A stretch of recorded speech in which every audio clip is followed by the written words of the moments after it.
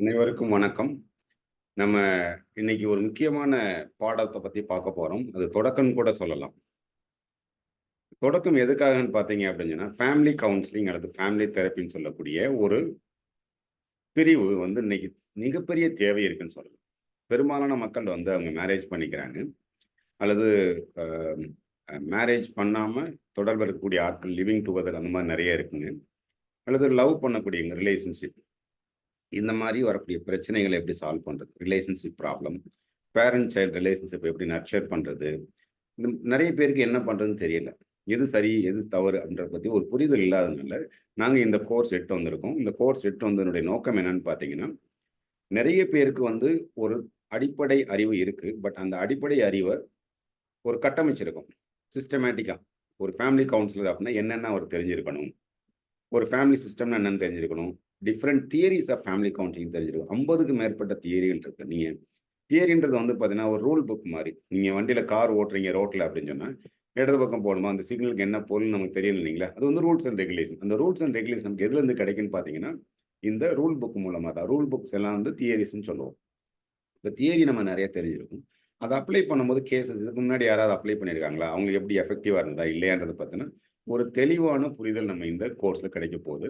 இத வந்து நம்ம முழுவதும் தமிழ்ல கொண்டு போறோம். இதுக்கு முன்னாடி பார்த்தீங்கன்னா, இதே ஒரு கோர்ஸ் வந்து பார்த்தீங்கன்னா, சர்டிஃபிகேட் கோர்ஸ் 3 மாசத்துக்கும், டிப்ளமோ கோர்ஸ் 6 மாசத்துக்கும் ஆங்கில வழியில நாங்க நடத்துனோம். அதுல நெறைய பேர் கலந்துக்கிட்டாங்க. பட் இன்னைக்கு நம்ம என்ன பண்ண போறோம்ன்னு பார்த்தீங்கன்னா, இத அப்படியே தமிழ்ல கொண்டு போறோம். நெறைய பேருக்கு இது பயன்படணும் அப்படின்ற ஒரே நோக்கத்துக்காக கொண்டு வந்திருக்கோம். என்னுடைய பேர் சுரேஷ்குமார்.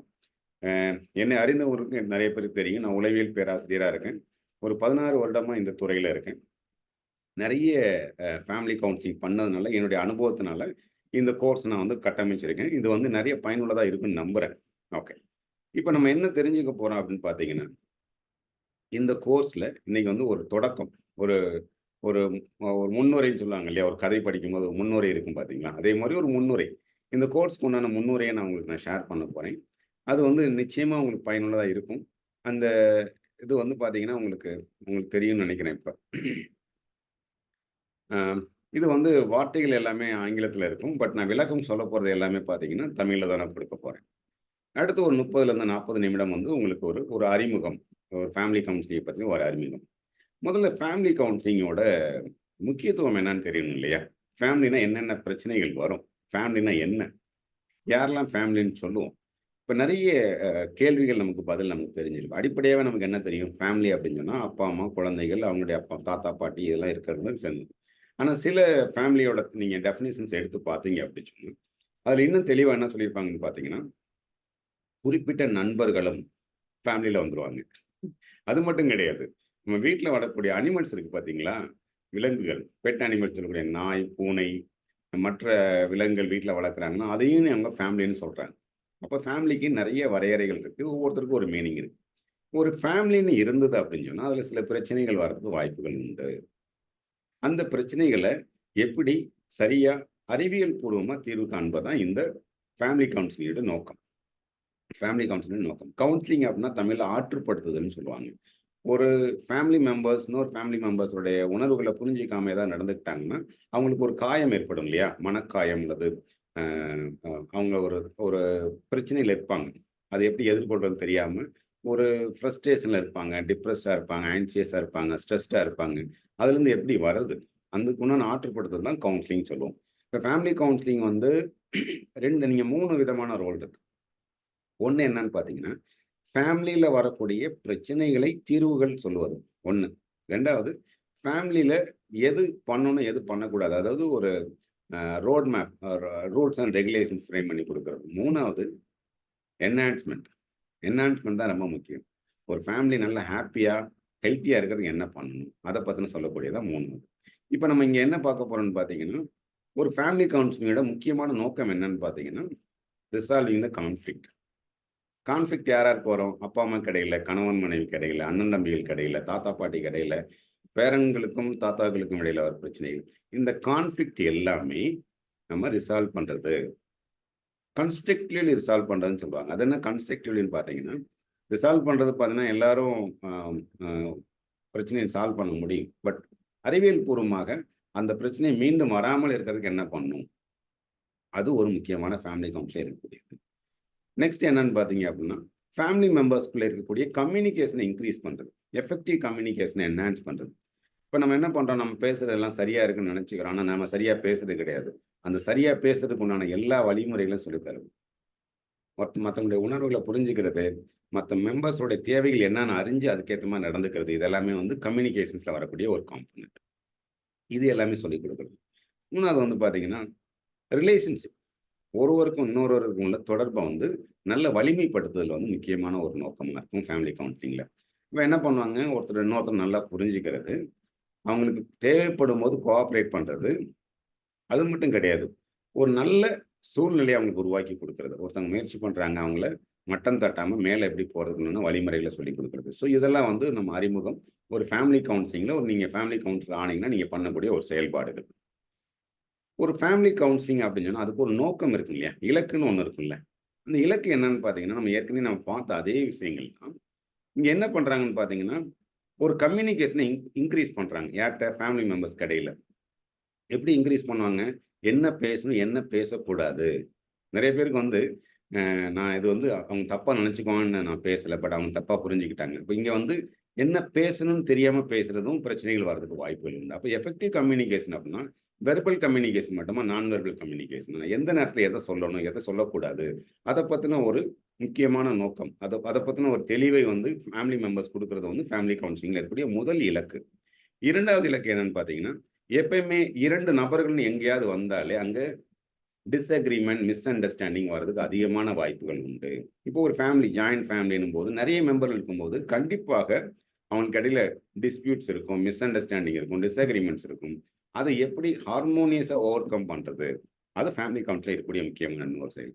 அடுத்து என்னன்னு பார்த்தீங்கன்னா, நம்ம சொசைட்டில பொறுத்தவரைக்கும் ஒரு ஃபேமிலி இஷ்யூஸ் இருக்கு.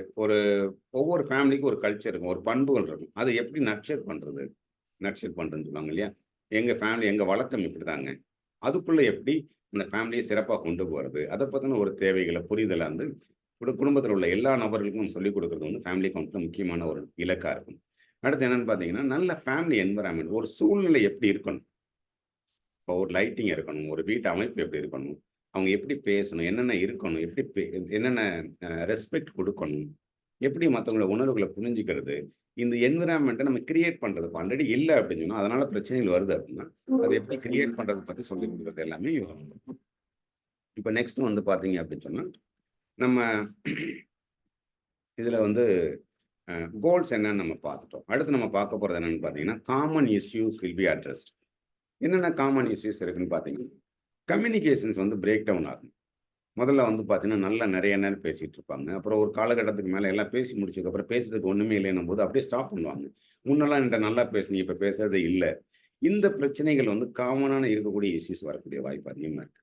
இப்ப ஃபேமிலி டைனமிக்ஸ பொறுத்தவரைக்கும் நம்ம என்ன தெரிஞ்சுக்கணும்னா, இப்ப கம்யூனிகேஷன்ஸ்ல பிரேக் டவுன் ஆச்சுன்னா எதனால ஆகுது? அத எப்படி சரி பண்றதுன்ற வந்து ஒரு சரியான புரிதல நம்ம சொல்லணும். இது நெறைய இடங்கள்ல இருக்கக்கூடியது. நம்ப காதல் பண்ணக்கூடிய செயலா இருக்கட்டும், குழந்தை பிறந்தவுனே இருக்கட்டும் பார்த்தீங்கன்னா, குழந்தைகிட்ட நெறைய நேரம் ஸ்பெண்ட் பண்ணுவாங்க.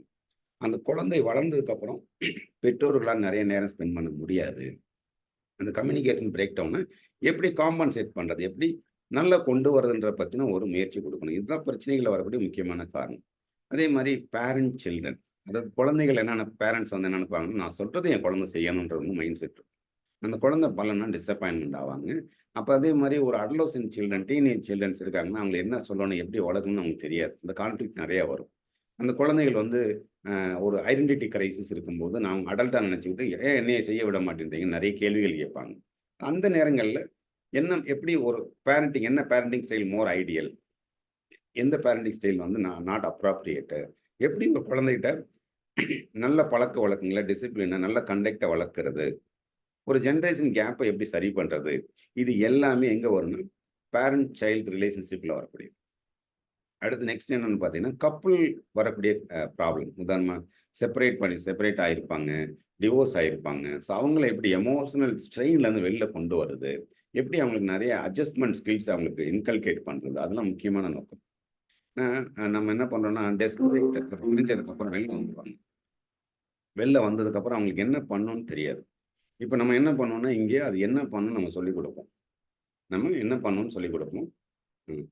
அதில வந்து ரொம்ப முக்கியமா நம்ம என்ன பார்க்கணும் அப்படின்னு சொன்னா, இப்ப டிவோர்ஸ் ஆனவங்க வந்து ஒரு அ அ ஒரு டிப்ரஸ்ட் இருக்கும்போது, அவங்க வந்து ஆங்கர் இருக்கும். மத்தவங்க எல்லார் மேலயுமே ஜெனரலைசேஷன் இருக்கும். தவறான ஒரு கண்ணோட்டம் இருக்கும். அதெல்லாம் நம்ம மாற்றணும். காக்னிட்டிவ் பயாஸ்ன்னு சொல்லுவோம். அந்த பயாஸ நம்ம மாத்தணும். அதன் பிறகு என்னன்னு பார்த்தீங்கன்னா, சப்ஸ்டன்ஸ் அபியூஸ். நெறைய பேர் என்ன பண்ணுவாங்க, குழந்தைகள் ஒரு ஃபேமிலின்னு சொன்னா எல்லாருமே நல்ல பழக்கங்களோட இருக்கிறதுக்கு வாய்ப்பு கிடையாதுங்க. யாராவது ஒரு ஆள் வந்து நண்பர்களுடைய பியர் பிரஷர்னாலயோ, தேவையில்லாத சூழ்நிலை காரணமாகவோ, மீடியா இன்ஃப்ளூயன்ஸ்னாலயோ சப்ஸ்டன்ஸ் அபியூஸ் ஆகுறதுக்கு வாய்ப்பு உண்டு. அபியூஸ் ஆகும்போது நெறைய ப்ராப்ளம் அவங்களுக்கு வருது. இப்ப அதுலருந்து எப்படி அவங்க வெளில கொண்டு வரது? ஸோ அதெல்லாம் வந்து நம்ம என்ன பண்ணணும், ஃபேமிலி கவுன்சில்ல முக்கியமான ரோலா இருக்கு.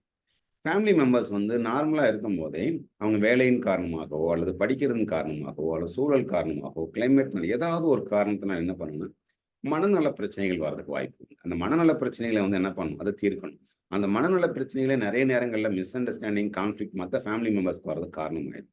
அப்போ அது என்னன்னு தெரிஞ்சு அத எப்படி சால்வ் பண்றது? அத நம்ம பார்க்கணும். இப்ப நெக்ஸ்ட் வந்து பார்த்தீங்கன்னா, ஒரு ஃபேமிலி கவுன்சிலிங்ன்னு எடுத்துக்கிட்டா அப்படின்னா, நெறைய ஸ்டேஜஸ் இருக்கு. முதல்ல ஒரு ஃபேமிலி கவுன்சிலிங் வர்றாங்க அப்படின்னு வச்சுக்கங்களேன். முதல்ல என்ன பண்ணணும்னா, அவங்களுடைய ரேப்போர்ட் பில்ட் பண்ணணும். அதாவது நீங்க ரிஜிஸ்ட்ரேஷன்லாம் முடிஞ்சதுக்கப்புறம் ரேப்போர்ட் பில்ட் பண்ணணும். ரேப்போர்ட் பில்ட் பண்ணி முடிச்சதுக்கப்புறம் we have to get a consent. நீங்க வந்து இத அடுத்த லெவல் கொண்டு போக விரும்புறீங்களா? இப்ப சரின்னு சொல்லிட்டாங்கன்னா என்ன பண்ணணும்? தகவல்களை சேகரிக்கணும். Collecting the information. எதுக்காக கலெக்ட் பண்றோம்? Identify the problem. அவங்ககிட்ட இருக்கக்கூடிய பிரச்சனைகள கண்டறியறதுக்காக நெறைய தகவல்கள கலெக்ட் பண்ணணும். கலெக்ட் பண்ணி முடிச்சதுக்கப்புறம் என்ன பண்ணணும்னு பார்த்தீங்கன்னா, நெக்ஸ்ட்டு ரொம்ப முக்கியமானது. அத என்ன தீர்வுன்றது நான் ஏற்கனவே நம்ம எவிடன்ஸ் பேஸ்ட் பிராக்டிஸ்ல நெறைய இருக்கும். இந்த பிரச்சனைக்கு இந்த தீர்வு இருக்குன்னு நம்ம சொல்லுவோம். நம்ம என்ன சொல்லுவோம்னா, இதத்தான் பண்ணுன்னு சொல்லக்கூடாது. நல்லா கவனிங்க. ஒரு ஃபேமிலி கவுன்சிலரா இருந்தா, இதெல்லாம் வாய்ப்புகள் இருக்கு. நீங்க இதெல்லாம் பண்ணலாம். அப்படின்னு சொல்லி, அந்த சொல்யூஷன்ஸ அவங்கட்ட குடுத்துறணும். நம்ம சஜெஸ்ட் பண்ணக்கூடாது. நல்லா திரும்பவும் கவனிங்க. முக்கியமானது இந்த ஸ்டேஜ். 3 ஆப்ஷன்ஸ் அல்லது 4 ஆப்ஷன். ஒரே ஒரு ஆப்ஷன்ஸ் மட்டும் குடுக்காதீங்க. ஒன்றுக்கு மேற்பட்ட ஆப்ஷன்ஸ் உங்க கிளையன்ட்ட குடுத்தீங்கன்னா, அவங்க எது சரின்னு படுறாங்களோ, அத அவங்க எடுத்துக்கிட்டோம். இதான் நம்ம முக்கியமானது. கடைசி ஸ்டேஜ் வந்து எஃபெக்டிவா இருக்கா? இல்லையா? எஃபெக்டிவா இருந்ததுனா கேஸ் ரிப்போர்ட்ல ரெடி பண்ணிட்டு அடுத்தவங்களுக்கு சஜெஸ்ட் பண்ணுங்க. அது எவிடன்ஸ். எஃபெக்டிவா இல்ல அப்படின்னா, அடுத்த ஸ்ட்ராட்டஜி நீங்க போங்க. ஏன் அது எஃபெக்டிவா இல்லன்றத வந்து ஒரு இன்ட்ரோஸ்பெக்ஷன் பார்த்து, ஃபீட்பேக் மூலமா அத சரி பண்ணிக்கங்க. இதான் வந்து ஸ்டேஜஸ் இன் ஃபேமிலி கவுன்சிலிங். ஒரு ஃபேமிலி கவுன்சிலரா நீங்க வந்தீங்க அப்படின்னு சொன்னா, இப்ப ராப்போர்ட் பில்டிங்ன்னு ஒரே வார்த்தையில சொல்லிட்டேன். இதுவே நம்ம ஒரு செஷன் எடுக்கணும். பின்னாடி நம்ம வரக்கூடிய செஷன்ல ஒரு செஷன் அத பத்தி இருக்கு. அது வந்து எப்படி நம்ம தகவல சேகரிக்கணும், எப்படி டேட்டா கலெக்ட் பண்றத பத்தி நம்ம டீட்டெயிலா நம்ம பார்க்கலாம். பட் இங்க என்னென்ன ஸ்டெப்ஸ் இருக்குன்றத மட்டும் நீங்க தெரிஞ்சுக்கங்க. இதுல நெறைய தியரீஸ் இருக்குங்க. நெறைய தியரீஸ் இருக்கு. இதுல ஒரு முக்கியமான 5 தியரீஸ் அண்ட் டெக்னிக்ஸ் மட்டும் நான் உங்களுக்கு சொல்றேன். ஒண்ணு வந்து ஸ்ட்ரக்சரல் தியரின்னு சொல்லுவாங்க. ஸ்ட்ரக்சரல் தியரி என்ன பண்ணும்னு பார்த்தீங்கன்னா, ஒரு ஃபேமிலி டைனமிக்ஸ். ஃபேமிலின்றது வந்து அப்படியே மாறிட்டே இருக்கும். டைனமிக்ஸ் தான். ஸ்டாட்டிக்கா எந்த ஃபேமிலியும் இருக்காது. அந்த டைனமிக்ஸ பயன்படுத்தி, அதனுடைய ஓட்டத்திலே என்ன பண்றது? நல்ல நேர்மறையான மாற்றங்கள ஃபேமிலி மெம்பர்ஸ கொண்டு வரது. அப்புறம் ஸ்ட்ராட்டஜிக் தெரபின்னு சொல்லுவாங்க. ஒரு ப்ராப்ளம் வருது அப்படின்னு சொன்னா, அந்த ப்ராப்ளத்த எப்படி ஒரு ஸ்ட்ராட்டஜி மூலமா அத சால்வ் பண்றது? எப்படி ஒரு ஃபேமிலி பிரச்சனைகள சால்வ் பண்றது பார்த்தீங்கன்னா, ஒரு தியரி அது. அடுத்து நரேட்டிவ் தெரபி. ஒருத்தங்க சொல்லக்கூடியத வச்சு அத புரிஞ்சுக்கிறது. புரிஞ்சுகிட்டு, அத ரீஸ்ட்ரக்சர் பண்றதெல்லாம் பண்ணுவோம். சிஸ்டமிக் தெரபின்னு வந்து பார்த்தீங்க அப்டின்னா, ஒரு ஃபேமிலின்றது வந்து காம்ப்ளக்ஸ் சிஸ்டம். நெறைய பார்ட்ஸ் இருக்கு. நெறைய மெம்பர்ஸ் இருப்பாங்க. ஒண்ணொண்ணும் ஒவ்வொரு விதமா இருக்கும். அது எல்லாமே எப்படி ஆப்டிமம் ஃபங்ஷனைஸ் பண்றதுன்னு பார்க்கறது. காக்னிட்டிவ் பிஹேவியர் தெரபி அடுத்து. சிபிடின்றது ரொம்ப முக்கியமானது. எப்படி ஒரு காக்னிஷனும், பிஹேவியரும் சேஞ்ச் பண்ணா அவங்கட்ட நெறைய மாற்றங்கள் கொண்டு வரது பார்க்கறது பார்த்தீங்கன்னா, ஒரு காம்போனன்ட். ஸோ இதெல்லாம் வந்து ஒரு 5 இது நான் சொன்னேன். 50க்கும் மேற்பட்ட தியரீஸ் அண்ட் டெக்னிக்ஸ் இருக்கு. நம்ம ஒண்ணா டீட்டெயிலா வரக்கூடிய செஷன்ல நம்ம பார்க்கலாம். இது வந்து ஒரு அறிமுக வகுப்புன்றதுனால, நான் வந்து ஓவர்வியூ மட்டும் தான் உங்களுக்கு குடுத்துட்டு இருக்கேன். பட் டீட்டெயிலா நீங்க பார்க்கும்போது உங்களுக்கு இன்னும் நல்லா உங்களுக்கு தெரிய ஆரம்பிக்கும். நெக்ஸ்ட் நம்ம என்ன பார்க்க போறோம்ன்னு பார்த்தீங்கன்னா, என்னென்ன பெனிஃபிட் இருக்கு? நான் வந்து ஃபேமிலி கவுன்சிலிங் நான் எடுத்துக்கிட்டேன் அப்படின்னா, எனக்கு என்ன பெனிஃபிட் இருக்கு? நான் முன்னாடியே சொன்னேன். அதனுடைய நோக்கம் என்னன்னு பார்த்தீங்கன்னா, ஃபேமிலி மெம்பர்ஸ்க்கு இடையில இருக்கக்கூடிய கம்யூனிகேஷன்ஸ மேம்படுத்துறது தான் முக்கியமான கோலா இருக்கும். ஏன்னா, எங்க கம்யூனிகேஷன் ஸ்டாப் ஆகுதோ, அல்லது மிஸ்கம்யூனிகேஷன் நடக்குதோ, அல்லது ஹானஸ்ட் கம்யூனிகேஷன் இல்லைன்னு நினைக்கிறாங்களோ, அங்க பிரச்சனைகள் அதிகமா வர இருக்கும். ஃபேமிலி டிசாஸ்டர்ல போயிடும். நீங்க இனிஷியல் ஸ்டேஜ்ல சரி பண்ணணும். டிசாஸ்டர் அப்ப நம்ம என்ன பண்ணணும்? சரியான இடத்துல கண்டுபிடிச்சு அத சரி பண்ணணும். அதான் முக்கியம். எமோஷன்ஸ் வந்து கம்யூனிகேட் பண்ணணும். நீங்க என்ன நினைக்கிறீங்க? என்ன ஃபீல் பண்றீங்கன்னு தெளிவா கம்யூனிகேட் பண்ணணும். அது எந்த நேரத்துல சொல்லணும்னு இருக்கு. நீங்க வந்து ஒருத்தர் வந்து கேட்க விருப்பமே இல்ல. சண்டையா இருக்கும்போது, இப்பயே கேளுன்னு சொன்னா கேட்க மாட்டாங்க. இதெல்லாம் நம்ம புரிய வைக்கிறது தான் நம்மளுடைய நோக்கம். இதெல்லாம் பெனிஃபிட்ஸ். அப்போ ஒரு கிளையண்ட் வராங்க, ஃபேமிலி மெம்பர்ஸ் வராங்கன்னா, என்ன விதமா நீங்கள் கம்யூனிகேட் பண்ணணும். எப்படி கம்யூனிகேட் பண்ணால் அது மேக்ஸிமம் ஒருத்தரை ரீச் அடையும், எப்போ தவறு இல்லாமல் ஒரு கம்யூனிகேஷன் பண்ண முடியும், இந்த தகவல் எல்லாமே நம்ம பண்ணுவோம் இந்த ஃபேமிலி கவுன்சிலிங்கில். அப்புறம் ஃபேமிலி மெம்பர்ஸ் கடையில் நல்ல ஸ்ட்ராங்கான ஒரு பாண்டு வரணும். பாண்டு வர்றதுக்கு வந்து நம்ம என்ன பண்ணணும், ட்ரஸ்ட். ட்ரஸ்ட் ஒருத்தர் ரொம்ப முக்கியம். டிரான்ஸ்பரன்சி முக்கியம். யாருமே எதுவும் ஒளிவு மறைவும் இல்லாமல் இருக்கணும் எல்லாத்தையுமே ஃபேமிலி மெம்பர்ஸ்ட்டு. அப்போ அது வந்து முக்கியம். தப்பு பண்ணாலுமே ஃபேமிலி மெம்பர்ஸ் தெரியணும் இல்லையா? அப்போ தான் அது வந்து உங்களுக்கு அடுத்த முறை அதை அவங்க சரியாக ஹெல்ப் பண்ணணும். இந்த மாதிரி பண்ணக்கூடாது, எப்படி சரியாக பண்ணணும், அது சரியாக அவங்க சொல்லிக் கொடுப்பாங்க. அப்போ ஒளிவு மறைவு இல்லாமல் நம்பிக்கையான ஒரு தொடர்பை விளக்குறதுக்கு ஒன்று முயற்சிகள் நம்ம மேற்கொள்ளணும். அதுக்கு நிறைய இருக்குங்க. இப்போ நம்ம என்ன பண்ணணும்னா, ஒரு பேரண்ட்ஸ் மேலே ஒரு பயாஸ், ஒரு மிஸ்கன்செப்ஷன் வந்துருச்சு அப்படின்னா, குழந்தைகள் வந்து என்ன பண்ணுவாங்க, பேரண்ட்டை நம்ப மாட்டாங்க, ஃப்ரெண்ட்ஸை நம்புவாங்க. அதனால தான் வந்து பார்த்தீங்கன்னா, ட்ரக் அப்யூஸு, ஒரு தேவையில்லாத செயல்களை செய்கிறது குழந்தைகள் ஏன் பண்ணுறாங்கன்னு பார்த்தீங்கன்னா, பேரண்ட்ஸ்க்கு நல்ல பாண்டிங் இல்லாததான் ஒரு காரணம். அப்போ பாண்டிங் வரணும். எமோஷனலாக அவங்க பாண்டாக இருந்தால் மட்டும்தான் அவங்க தேவையான விஷயங்கள் செய்வாங்க.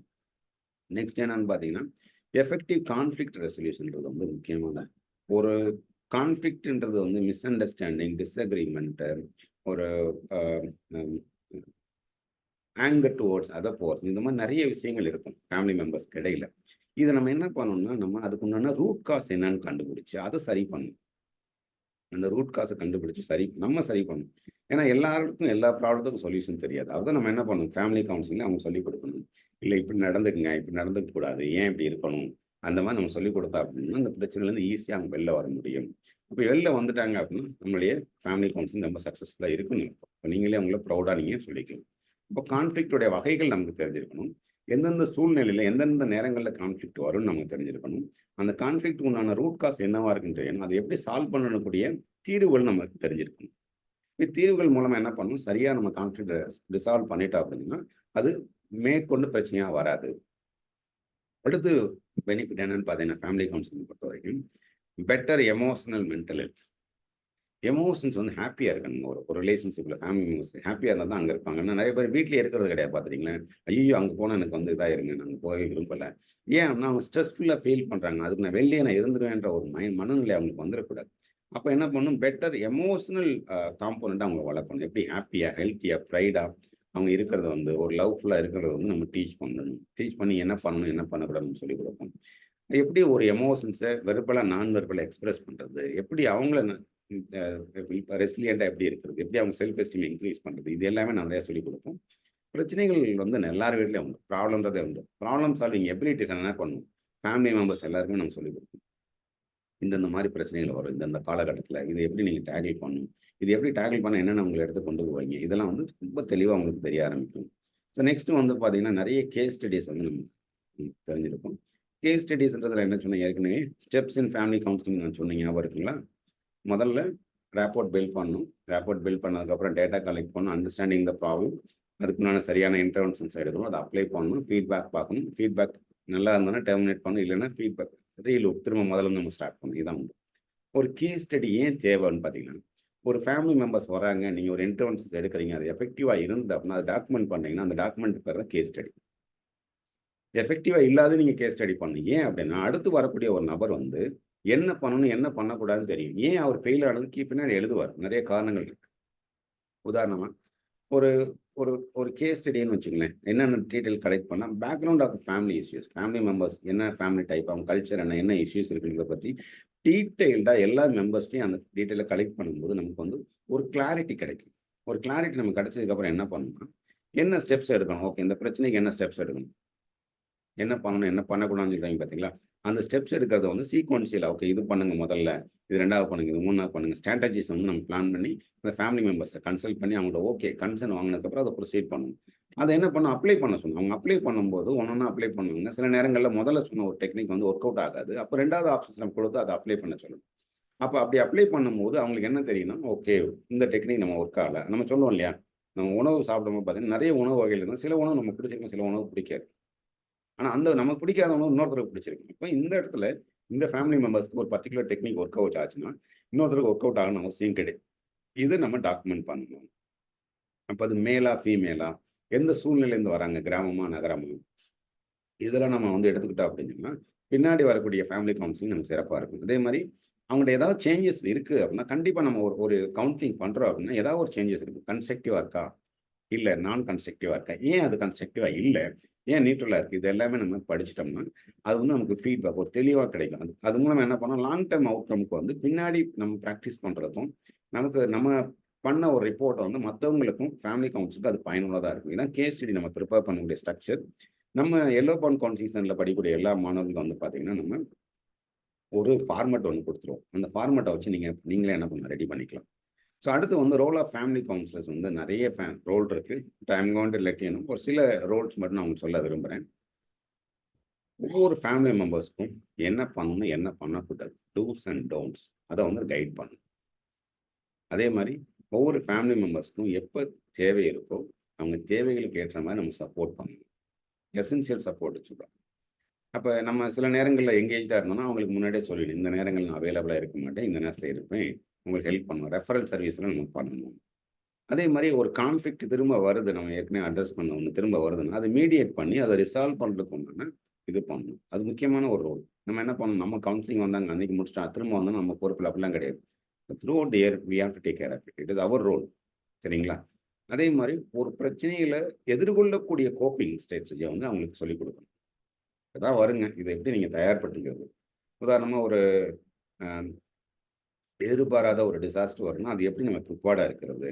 ஃபேமிலி ரிலேஷன்ஷிப்ல அந்த மாரி வரும். அது எப்படி நம்ம சொல்லிக் குடுத்துட்டோம்னா, அவங்க பெருசா பிரச்சனையிலருந்து வரமாட்டாங்க. நெக்ஸ்ட் வந்து பார்த்தீங்கன்னா, ஃபேமிலி கவுன்சிலிங் நெறைய சேலஞ்சஸ் இருக்கு. ஒண்ணு வந்து அ ரெசிட் அதாவது மாற்றத்த விரும்ப மாட்டாங்க. நான் இப்படிதான் இருப்பேன். எனக்கு வேணா நீ வேணா மாறிக்க. அது கப்புல்ல நெறைய பேருக்கு இருக்கும். இந்த ஈகோ கிளாஸ்ன்னு சொல்லுவாங்க பார்த்தீங்கன்னா, நான் இப்படிதான் நான் என்னை மாற்றிக்க மாட்டேன்.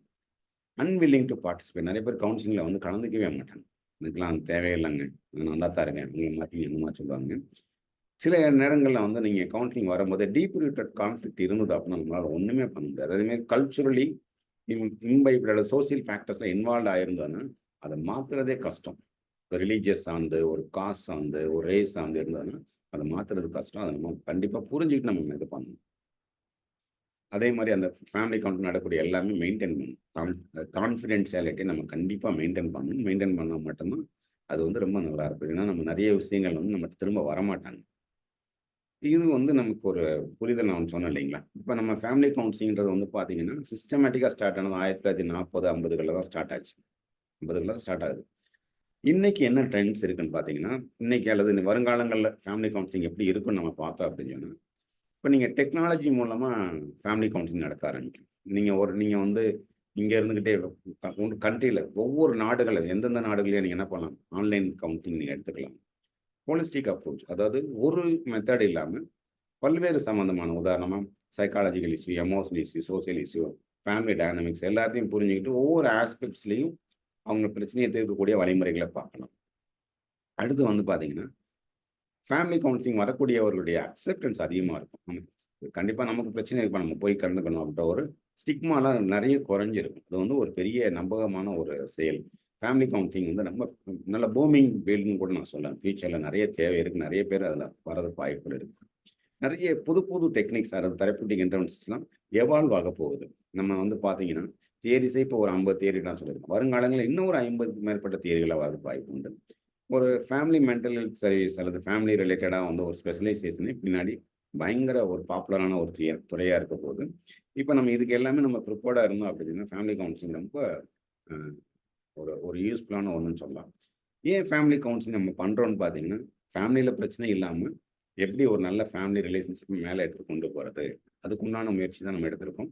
ஸோ இந்த முன்னெடுப்புகள் வந்து ஒரு இன்ட்ரோடக்ஷன்ல வந்து உங்களுக்கு ஒரு பேசிக் இன்ஃபர்மேஷன் தான் சொல்லியிருக்கேன். உங்களுக்கே தெரியும். ஒரு ஃபேமிலி கவுன்சிலிங்னா என்ன? ஃபேமிலில என்னென்ன இஷ்யூஸ் வரும்? எத நம்ம அட்ரஸ் பண்ணணும்? ஒரு ஃபேமிலி கவுன்சிலர் ரோல் என்ன? அது ஸ்டேஜஸ் எப்படி இருக்கும்? என்னென்ன ஸ்கில் செட் அவங்களுக்கு தேவை இருக்கும்? வருங்காலங்கள்ல என்னென்ன மாற்றங்கள் இருக்கு? இத பத்தி நம்ம ஒரு ஒரு ஒரு அறிமுக வகுப்பு உங்களுக்கு நான் குடுத்துருக்கேன். இது பயனுள்ளதா இருக்குன்னு நெனைக்கிறேன். இனிமே வரும்போது பார்த்தீங்கன்னா, ஒவ்வொரு தியரீஸா நம்ம நெறைய டிஸ்கஸ் பண்ணும்போது, உங்களுக்கு என்ன பண்ணணும்? என்ன பண்ணக்கூடாது? இப்ப இந்த மாரி பிரச்சனைகள எப்படி கையாளணும்? அதாவது நீங்க ஃபேமிலி கவுன்சிலிங்ன்னு சொன்னா, தெரிஞ்சுக்க வேண்டியது கப்புலுக்கு உண்டான பிரச்சனை மட்டும் கிடையாது. அத நம்ம புரிஞ்சுக்கணும். ஃபேமிலி கவுன்சிலிங்ன்றது வந்து அவங்களுக்குரிய கான்ஃப்ளிக்ட்ட மட்டும் ரிசால்வ் பண்றது கிடையாது. நல்லா அவங்க ஃபேமிலிய கொண்டு போறதுக்கும் நம்ம ஃபேமிலி கவுன்சிலிங் யூஸ் பண்ணணும். எல்லா விதத்துக்குமே வெல் சொல்லுவாங்க இல்லையா? நிறைவாழ்வு வாழ்வதற்கு நம்ம அத பயன்படுத்துவோம். இது நம்ம தெளிவா இருந்தோம் அப்படின்னு சொன்னா, நம்ம பெரும்பாலும் நம்ம ஒரு ஒரு சிறந்த ஃபேமிலி கவுன்சிலரா இருக்க முடியும். இந்த அறிமுக வகுப்ப வந்து இன்னையோட முடிச்சுக்கிறோம். நம்ம மீண்டும் ஒரு வகுப்புல சந்திக்கலாம். நன்றி, வணக்கம்.